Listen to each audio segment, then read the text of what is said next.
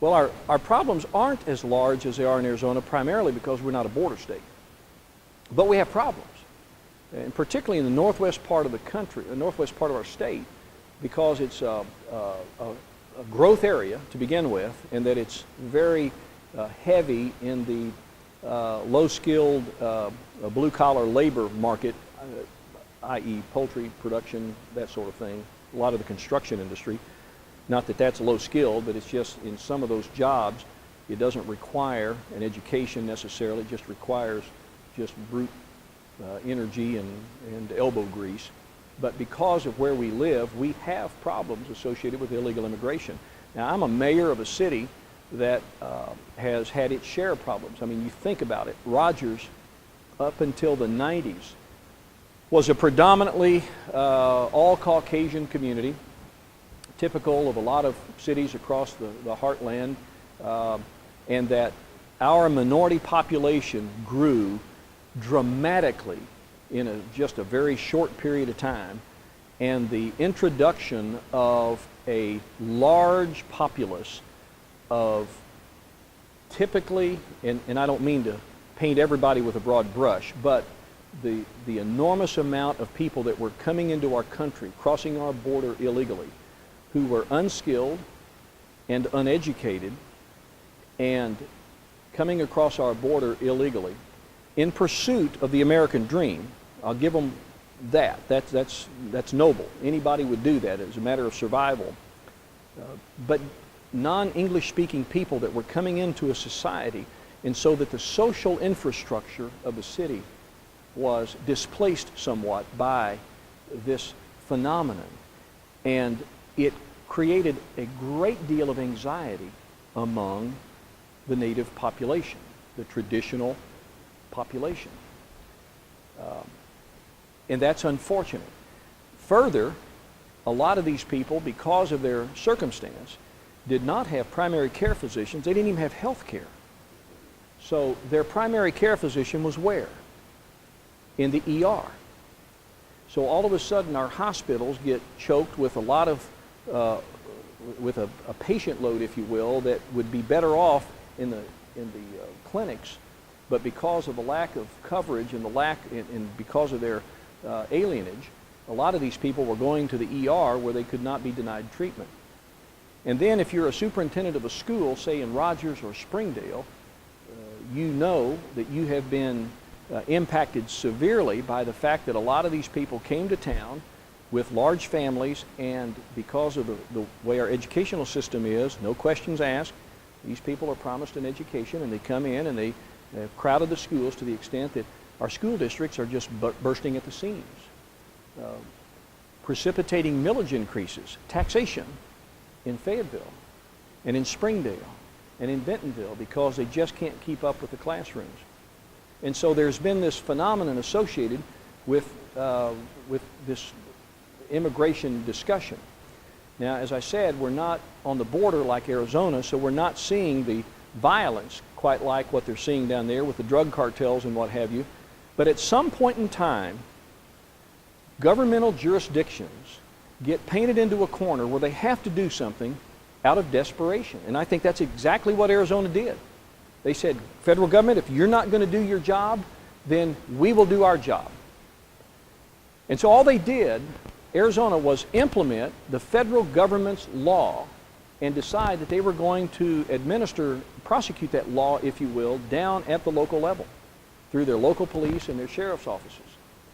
And the federal government steps in and says, and this is what confuses me as an American, we have laws on the books that our federal government has chosen not to uphold, and then when a state, because it has the capacity to do it and decides it wants to do it, and pursuant to the 10th Amendment should be able to do it, that our federal government, who chose not to do it in the first place, steps in and says, you can't do that. Now that's just simply not American, in my opinion. So I support what Arizona's trying to do.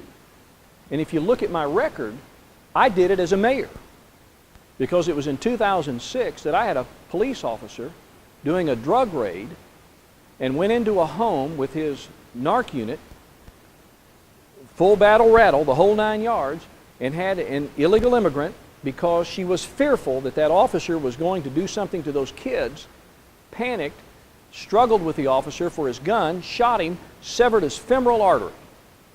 And only by the grace of God and the fact that our thoracic surgeon, Dr. Mary Borland, happened to be in town at precisely that moment, Brian Culpepper's life was spared. Now, he can't be a cop anymore.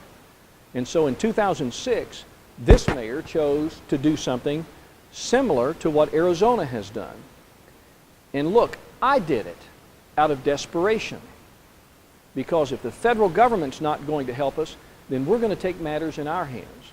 So we, instead of going the route of Hazelton, Pennsylvania, or Farmers Branch, Texas, or Escondido, California, where they went after landlords and employers, which I have a bit of a problem with, but also knew it was going to bind us into some courtroom for a long period of time, we went with the program called 287G. And if you've ever studied the ICE, the changes to Immigrations and Customs Enforcement from 1996, you'll notice that the 287G program was implemented and approved by the Congress to allow local law enforcement agencies to do exactly what the federal authorities can do if they are trained. And so we sent 6 of our officers to Boston. We trained them in 6 weeks, brought them back, developed a memorandum of understanding with ICE, got it signed, and for the last 3 years, the city of Rogers and the city of Springdale have been extending the reach of ICE in our community by being able to enforce immigration law because we have trained people to do it. Now let me tell you this story.